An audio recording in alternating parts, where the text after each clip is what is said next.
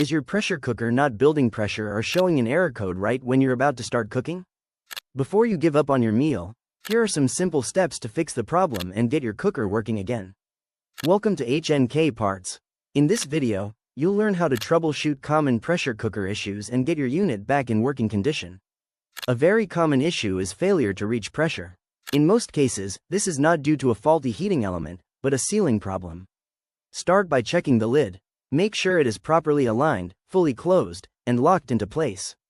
Next, inspect the sealing ring, also known as a gasket. This part is essential for keeping pressure inside the cooker. If it is worn out, stretched, cracked, or has food debris stuck on it, the cooker will not seal properly.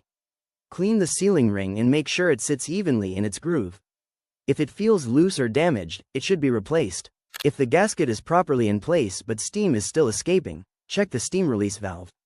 Make sure it is set to the sealing position. Even a slight misalignment can prevent pressure from building. It is also a good idea to remove the valve and rinse it under warm water to clear any food particles or residue that may be blocking it. Another important factor is the amount of liquid inside the cooker. Pressure cooking depends on steam, so you need enough liquid to create it. Always use at least 1 cup of water or a thin liquid. Thick sauces can settle at the bottom and cause overheating, which may trigger an error code. If that happens, turn off the cooker, allow it to cool completely, and make sure the inner pot is clean and dry before restarting. If you found a faulty part during these steps, visit HnKParts.com for replacement gaskets, valves, and more appliance repair solutions. For a more detailed, step-by-step guide, check out the full blog linked in the description below. If this video helped you, make sure to like, subscribe, and follow for more repair tips. Thanks for watching.